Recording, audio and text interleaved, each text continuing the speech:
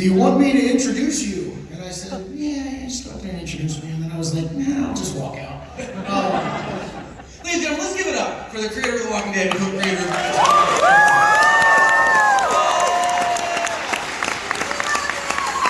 Thank you. I love you too. I'm kidding, I don't know you.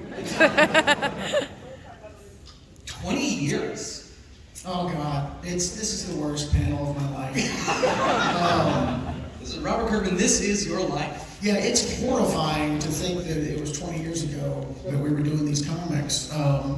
I feel like it was yesterday, and I feel like it was 100 years ago at the exact same time. So it's very strange. But I am very appreciative. Thank you guys for all the support over these long 20 years. Hopefully we got some, cool comics and cool TV shows and cool merchandise and lunch boxes and sticker sheets and... I was in middle school when this started. Jake, I'm not done. You were in middle school? You were in middle school. Middle school. I wasn't born up here. Tilly Walden's doing this excellent Clementine book, and in my first meeting with her, she was like, I just love The Walking Dead. I used to sneak into my dad's office when I was 6 and look at it, and I wanted to kill her. Well, it's so we're going to talk about the Walking Dead Deluxe stuff that you've been doing for a tiny bit, because it's great to have these books back in stores. Is it a bit of like nostalgia as you kind of go through it again? It's a lot of fun. I'm having a great time working with David Finch on the covers, getting Julian Tedesco to do covers, Arthur Adams, like seeing new versions of Walking Dead scenes that people, like we remember all these things from The Walking Dead. We get to see like a new version of them is really cool, and it's a cool package. I love working on the cutting room floor stuff in the back. I hope you guys are actually looking at that stuff and don't think it's too tedious. I love pointing out like mistakes and inconsistencies and things along the way, and talking about like different decisions that were made. And it's a lot of fun for me because you'll see in the Q&A later, I have forgotten so much about The Walking Dead. Because when I stopped writing the book, my brain was like, all right, that's over. Yeah, so it's good. It's like a cool refresher course for me. Like I'm reading issues like almost at the same cadence that they're being released. Nice, awesome. All right, well, let's go through. You mentioned obviously Tilly Walden. What's it been like, kind of collaborating with her on some? She's such a like singular talent. I think that she, again, she's from a different generation, maybe 2 generations behind me, and so she has like a really great story sensibility, and she's got a really great voice for this character, and it's just been awesome to be able to experience her work as a fan. To just kind of, like let her take the reins with this beloved character and do all kinds of cool stuff. And I think the book's really great, and I'm glad people are loving it. So it's been a lot of fun. Sweet. But also, Walking Dead, obviously expanding into video games and things like that. What does that flex a different muscle for you when you're seeing some of these, come together and grinding input? Yeah, I mean, we've worked with a number of different teams on Walking Dead games. This is Skybound and Other Ocean working together, and it's great to move from game to game and see the different concepts that come up and the different functions that go into them.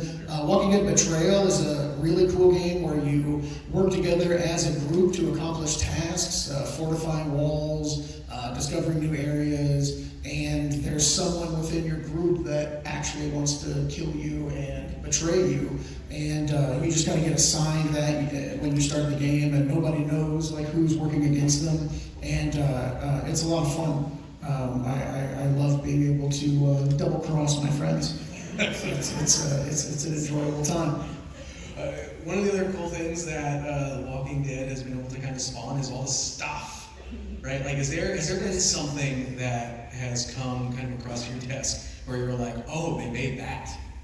I mean, I always loved this Lucille ballpoint pen because it's a little barbed wire wrapped bat that you can write things with, which is a lot of fun. So we're bringing that back. That was a really popular item that hasn't been available for a while. I love the insane statues that we're able to do with McFarlane. The Michonne with two swords was a real favorite of mine because she usually only has one, and the only way to make Michonne cooler is to give her two swords. So that was a lot of fun. But we got some really great stuff coming out, and it's cool that 20 years later, like we're still like innovating and doing cool things. This Walking Dead dice game, I'm looking at a screen down here. I apologize. This thing right here is really cool, and this thing right here is really cool. I love this hat. That is it. Those decks by them. Oh my gosh, those are so great. They're so like well put together, and they're just like artifacts in and of themselves. It's really great. Right. We got this. Oh yeah, and then look, you got your Darren Dixon. Woo! You got your Homes Who Live. You got your Walking Dead City. I always say the deads as fast as possible because I feel like they shouldn't have put the word dead twice back to back. There's a call in. Mistakes were made. But yeah, tons of Walking Dead shows. There was a panel the other day, you guys saw it. Carol's in the Daryl Dixon show, so that's exciting. Love having Melissa McBride back. We are going to open up the floor to questions from you guys. There are two mics that are up there. I'm going to hit this guy with a few more questions while we get some, folks onto the thing. I think Image Comics is one of the greatest entertainment companies to have ever existed, and so to be a small part of it. Walking Dead and Invincible would not exist if it wasn't for Image Comics. The system that they created when the founders of Image left Marvel in 1992 and formed this company that was by creators, for creators, and allowed creators to retain all the media rights to the things that they do is why we're all here. It's why I'm sitting here after 20 years. All right, let's get to some questions. We're going to alternate a little bit. We'll start over here on the left. In both comments, my question is, when did you decide to stop? Did you have an arc in mind the entire time, or did you wait for 5 years and then decide, okay, now this is going to end? Yeah, I didn't have an ending in mind the entire time. Both Invincible and Walking Dead were written to be open-ended, and so the endings just kind of emerged in the writing process. Much the same way Vince Gilligan talks about Breaking Bad, but not as good. And so I think around issue 110 of Invincible, I was trying to come up with a new engine because we had done. I'm spoiling things I'll try not to spoil things for sure. We had done a big storyline that had capped off a big element that had been kind of the driving force of the series up to that point. And I didn't have that engine driving the story anymore. And so I was like, okay, so I need to come up with a new engine or some new element to the story to keep propelling things so that there's there's something that every issue is working towards. From issue 1, everything was working towards that moment. And I was trying to find that new moment. And just as an exercise, I was if I wanted to end the series, what would I work towards? And so I started writing the book, working to a conclusion. But I wasn't necessarily planning to end the book then. I was like, this will get me even further, and then I'll just keep going. Because I said in many interviews, the goal with Invincible, I wanted to cap Walking Dead off and have a complete story, but Invincible was a superhero thing, and everything that you know about superhero comics is that they continue until they're bad. And so I wanted Invincible to continue until people hated it. I wanted to be an old man sitting in an armchair, which I kind of am, and going, what are these kids doing with Invincible? These stories suck. What's going on? And theoretically, it would just be because I was an old, out-of-touch man, and they actually were good comics. But I wanted to feel that, what I imagined Stan Lee felt in the later days reading an Avengers comic. This doesn't make any goddamn sense to me. And so that was the goal. But then, as I was working towards that ending, I started thinking, I really like this, and this is a really emotional way to end the story. And when I came up with, what's on the final page, I was like, oh, this. Brings it all together in a really cool way. And I started to realize I can't go past this, and it made me think Invincible had been about being like playing against type the entire run. So it was always taking familiar superhero tropes and turning them on their ear. And so I thought, like, what better way to end this series than to actually have like a definitive ending, unlike every other superhero story. So the series itself plays against type. And it was just like I kind of wrote myself into that corner, and around the same time, like maybe 2 or 3 years before that, maybe 2 years before that, Ryan Otley was like, I don't know if I want to draw this book for the rest of my life. I've been drawing this book for 15 years, and I know nothing else, and I'd like to go outside one day. And I hit him, and I pulled on his chain, and I said, no dinner for you tonight. Comic book writing is a very fun, breezy process where you can like move from project to project and do whatever you want. It's great. And comic book drawing is a labor-intensive, never-ending job that takes up every day of your life and is very difficult. And so I had to be sympathetic, and I was like, okay, well, but the timing worked out great. The only funny thing was, I was like, okay, well, I got this ending plan, and he was like, oh, cool, when is it? And I was like, 2 years. And he was like, okay. But then Corey was able to come in and do that, one of those final arcs, and it gave Ryan a little bit of breathing room so that he didn't die. It's very nice. Yeah. Thank you. All right, we'll come over here. John Bravo. How's it going? I just want to say, first of all, thank you for traumatizing me with Marvel Zombies. That was crazy. And that also kind of blends into my question, which is, did you have to get into like a different mindset for writing Invincible and then writing like a comic where like a woman gets shot and crushes her baby? Like, do you feel like that was... Spoiler alert. Yeah, I mean, I was doing both of these books concurrently for like a good 15, 16 year period. And I think it's the only way I was able to do them both, because I would work on Walking Dead and I would find myself getting kind of depressed, and then I would work on Invincible and I would not be, but I'd get kind of like tired and like, oh my gosh, like there's so much going on here. So then I'd kind of like slow back down and go into Walking Dead and then get sad again and then bounce back and forth. And I'd love to say that I was professional enough to like write 6 issues of Walking Dead and then write 6 issues of Invincible and like be able to schedule things to where I could spend like quality time on both books, but I'm not. And so I would sometimes write Invincible and Walking Dead in the same day, or I'd finish an issue of Walking Dead and then I'd immediately write an issue of Invincible. And so I was bouncing back and forth constantly the entire time. And so this is not a lie, Ryan would get a script where Invincible would be punching a guy through a wall, and it would say, Rick punches a guy through a wall. And Charlie Adlard would get a script that says, Mark puts Carl's hat on his head, and they just knew what I meant. I don't think I've actually ever told you the story. My wife, when we were dating, Walking Dead was that first trade was the thing I gave her to give her, to get her into comics, basically. And we were talking just about how depressing that book is. I was like, man, how did that ever work out? But one of the things I gave her a crossbar as a gift early on, as a zombie defense kind of thing. We were super into zombies at that point. How much of an expert? I mean, like you talked about this a little bit, just zombies in general. But like, what is the ultimate zombie weapon? The ultimate zombie weapon? I don't know. I mean, I used to say like a car. That's fair. You can sleep in it, and you can like drive it into things, but then I guess it runs out of gas. I don't know. A lot of people like adjacent to that ask me like, well, how would you survive? Or are you a survivalist? Or are you prepared? No. Just take me. No. Like having worked on The Walking Dead, it's like, what's the best weapon? I don't care. I would jump off a building. Have you seen what these people are like dealing with? Live in that world? Not even a little bit. All right, we'll jump to the Patrick Bateman over here.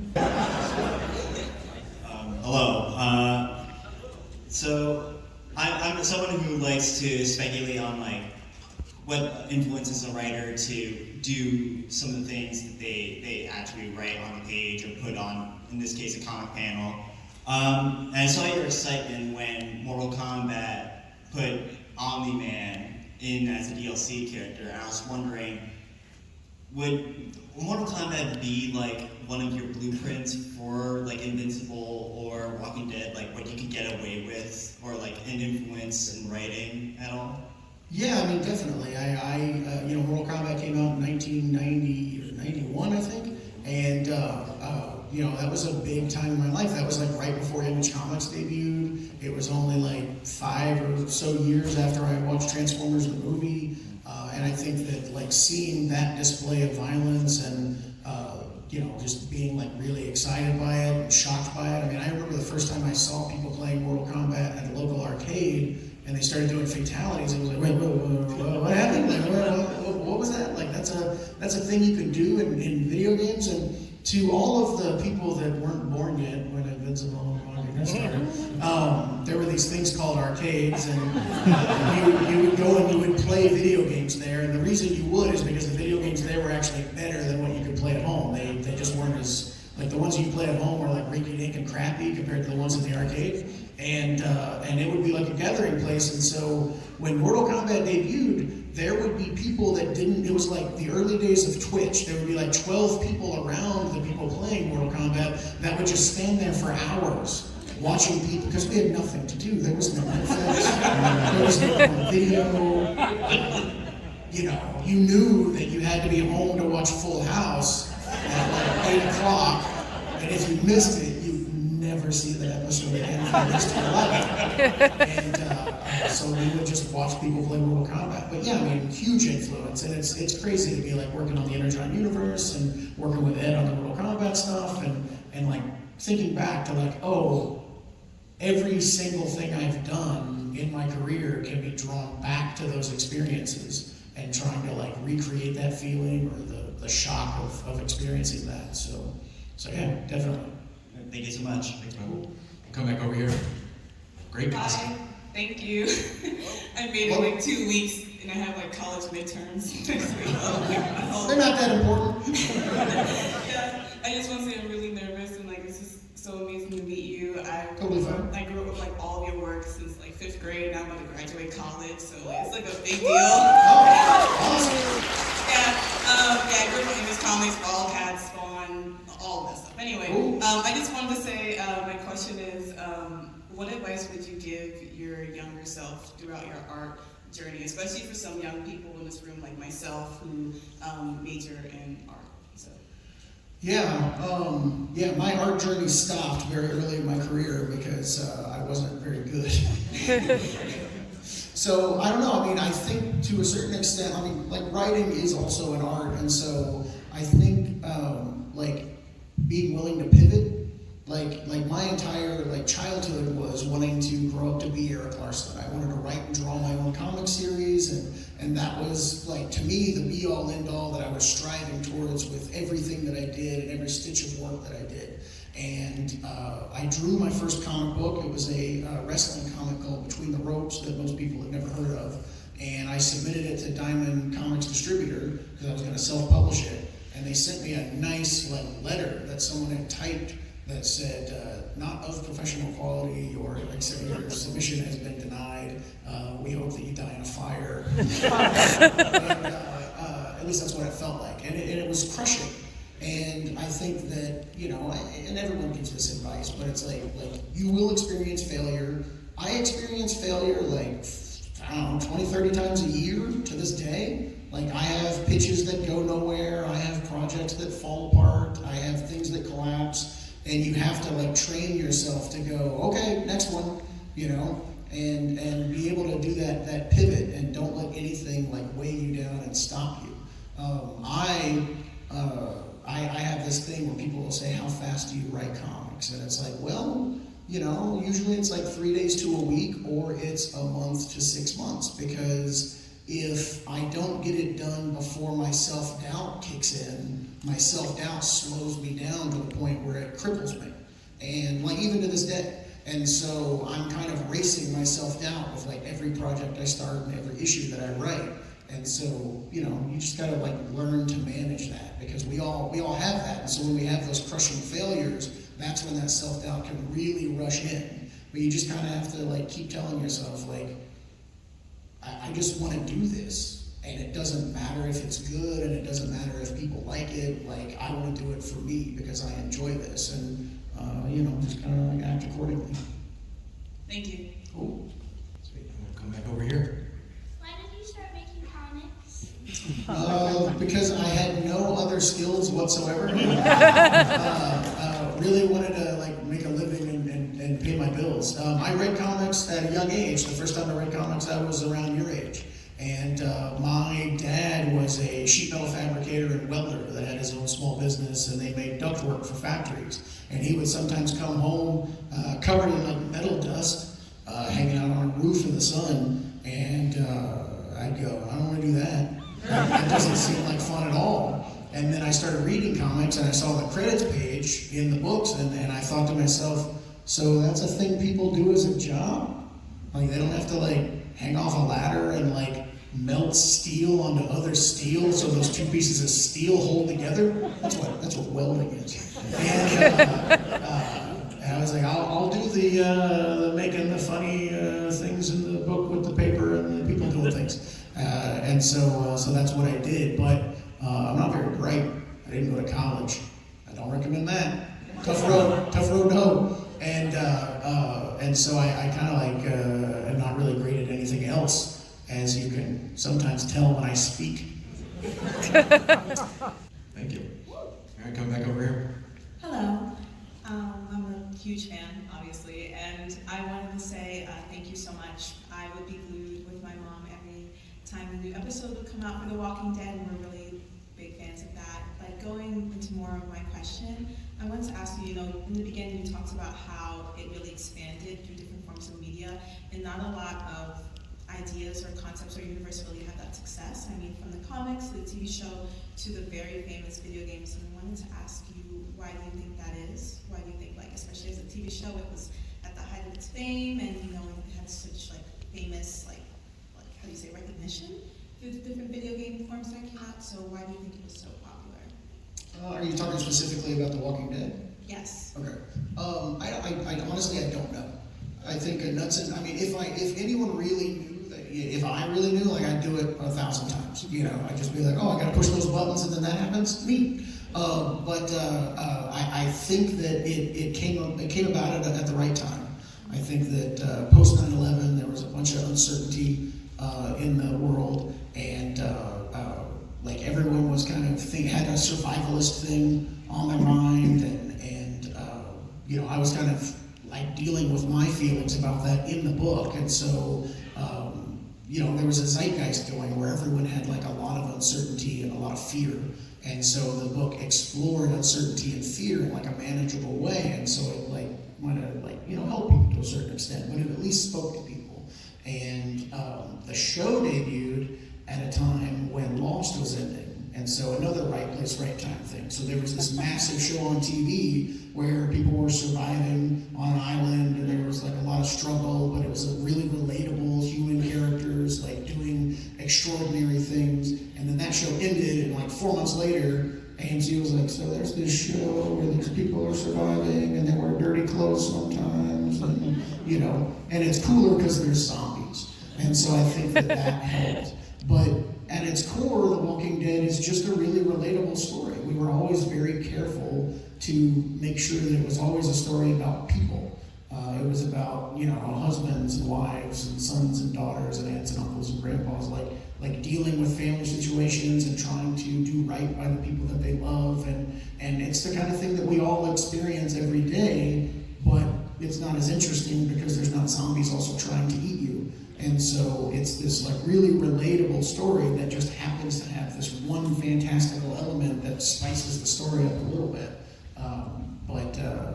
All of those things said, it's really hard to replicate that. So, the cast of the show, we lucked out. I can't tell you how many television shows behind the scenes are an absolute nightmare because there's one actor or two actors that slow things down or argue with other people or get into fights, and every single actor that's been working on The Walking Dead has been amazing. So those productions were very peaceful and very productive, it's just been a really great group of people behind the scenes working on it, and so we've just had like luck after luck after luck along the way that has really, served us well. So I feel very fortunate. Awesome. Thank you so much. Thanks. All right, come back over. Hey, well, first, if Diamond wanted you to die in a fire, now they are dying in a fire, so I think you won. Well, let's not get too negative here. Right? But first, as a retailer, I wanted to thank you for all the innovative ways you've helped comic book shops over the years with free comics and all shit, trusting us with the Transformers thing. It's been really great. But my question has to do with when you ended The Walking Dead. It ended with, I think it was 183. But you solicited up to 185. Now, was that 193, 195? Thank you, sorry.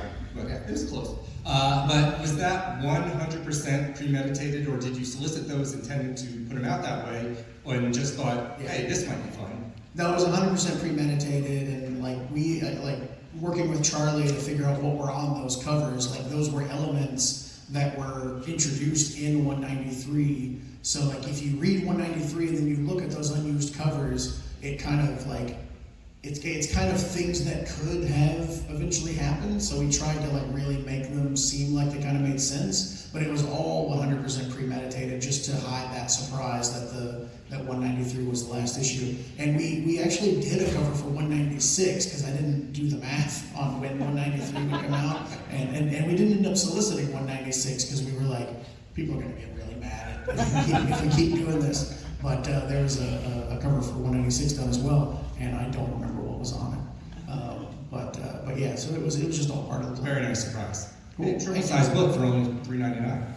It was, yes. And I was the one that clapped over the trim size. I love those new Invincible Lost here. Oh, thank you so much. Yeah, they're going to be really cool. Yeah, coming over here. Hi, I also have a Walking Dead question. You sound a bit busy with adaptations and now the Energon universe and everything, but in 2020 we got the issue Negan Lives, which teased more story for that character. I was wondering what your thoughts are on continuing that.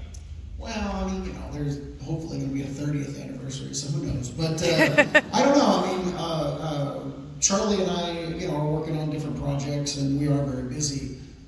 If I were to ever come back to The Walking Dead, it would be to do that Negan story, because I do know where that story goes and what happens and everything. But I am hesitant to open that door, just because I've kind of closed that part of my life off, and it feels like it would be almost disrespectful to what we accomplished to come back and do more. That said, I'm not beyond being disrespectful, so who knows? But yeah, there's no plans right now. But I do, I had that idea, and when the pandemic hit, a lot of people were like, hey, comic book retailers are really hurting, and they're having trouble getting people to come back into stores. And The Walking Dead had almost just ended. And I was like, I did miss Negan deeply. I love writing that character, and I had that story in mind. Someday I'll come back and do this Negan story. And because of those unique circumstances of the pandemic, Charlie, it was really fun though, because I called Charlie on the phone. And I was like, you want to do a Negan issue? And he was like, sure. And because he cared about the comic stores and everything too. And we just did that issue in 3 weeks, and then it came together in almost no. I think I called him on May 1st, and the book was in stores June 12th.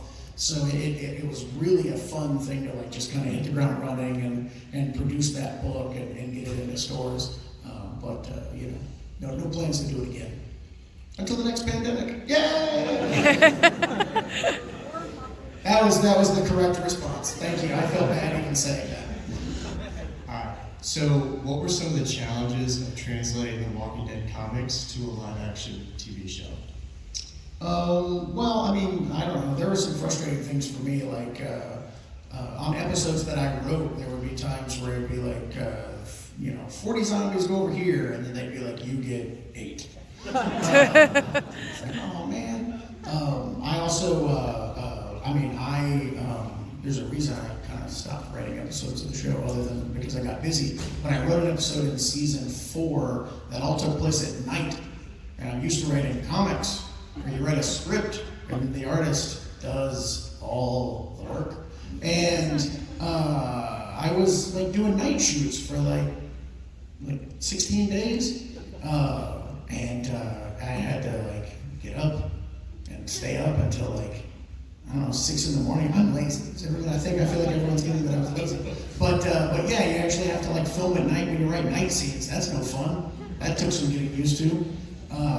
It's terrifying. But I'd be driving home in the Georgia back roads at like 9 a.m. having stayed up all this time. And am I gonna survive? But yeah, there are like weird practical considerations that you don't think about when you come from comics. You're telling stories with still images, and so I would often be working with Tom Luce, the line producer on Walking Dead, and he'd be like, "That's not going to work. Can't do that. That doesn't make sense. We can't produce that. We can't produce that." And I was like, "Oh, all right, great. I'm not going to have like 400 zombies stick together into a giant 3-story tall zombie in this episode." I didn't actually try to do that. Go ahead. Do you mind if just for a second, well, not for a second, maybe for a little bit, but can we bring someone else out to the stage to join our chat? I think I can allow that. All right. Ladies and gentlemen, I would love to introduce the Chief Creative Officer of NetherRealm Studios and co-creator of Mortal Kombat. And he is here.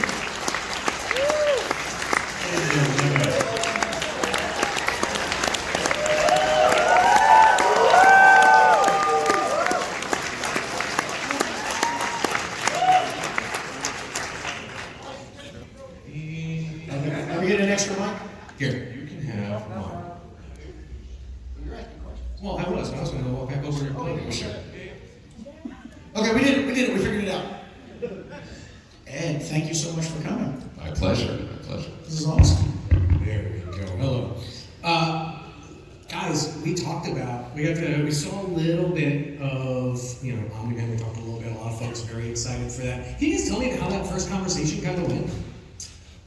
The first conversation we had was at lunch in LA, where... About Michonne, though, right? About Michonne, yes, because for years I've been like, can we get somebody in Mortal Kombat, please? I don't care. I don't care who it is. And didn't come together because you guys were already packed in that game. But the timing on Mortal Kombat 1 seemed to work out perfect. Exactly. We had met, it was either E3 or LA Comic Con or something like that, and we're talking about getting Michonne in Mortal Kombat.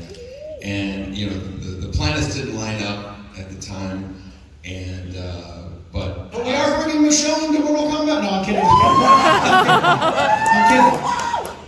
And now we got to do it. It was a good show.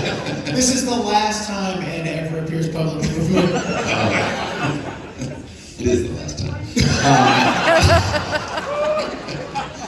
No, but we kept in contact, and it was always, it would be cool. And at some point, everybody on the team, we always have discussions about who would be cool to see in Mortal Kombat. Everybody's got to see, everybody's saying to me, you gotta watch Invincible. And they said, just watch the first episode. Just wait to the end, watch the first episode. And, once that sequence started, we're like, well, there's the decision, we're doing this. Awesome.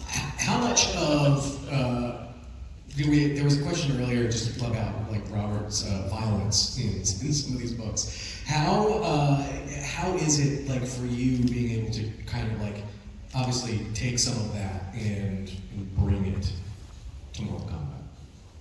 From Omni-Man? Yeah, from Omni-Man. Oh yeah, I don't know. To me, they're kind of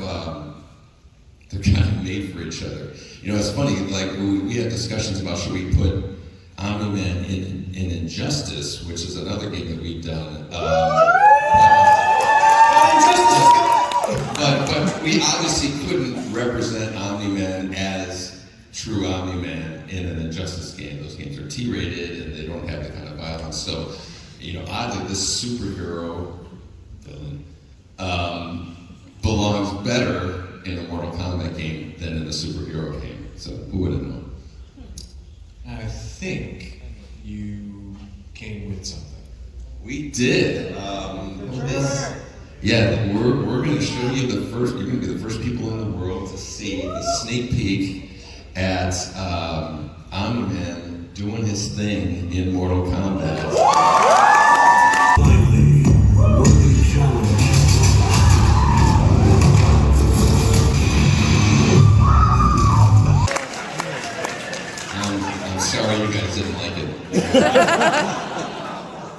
think I've ever been as happy in my life. Yeah, that's and honestly, that is a peak of it. There's so much, our entire team, we have stacks of all the invisible issues. We've obviously watched the series more than once, and you will not believe how many nods there are to every iconic moment you can imagine from the show is represented in the game. It's gonna be a blast. Yeah, I mean, everything we would see, just down to the moves that Nolan does in the game are pulled directly from the show. Like it's amazing the level of detail the team of NetherRealm have put into this character. There's amazing lines of dialogue, quips, things that you're just going to be like, wait, what is it? What's going on? And JK's voice just makes it instantly authentic. It's great. It's awesome. It was excellent too because JK's record session was like 8 times longer than any record session he had on the show. So it was like halfway through he'd be like, how much more do we have to do? Okay, all right, cool. Because there's just so many little things to discover in this game. I can't tell you guys, it's everything that you've ever wanted and more. It's absolutely awesome. You're gonna love it.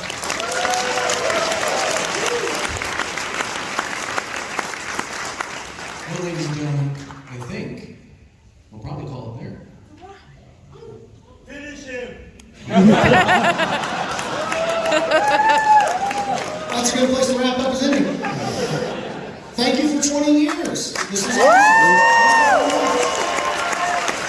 Guys, Invisible, go to your local comic shop, grab those books. Watch season 2, get Mortal Kombat, because that was incredible. And there's so much more ahead of us. The next 20 years might even be better. Thanks, guys. Thank you. Thank you so much.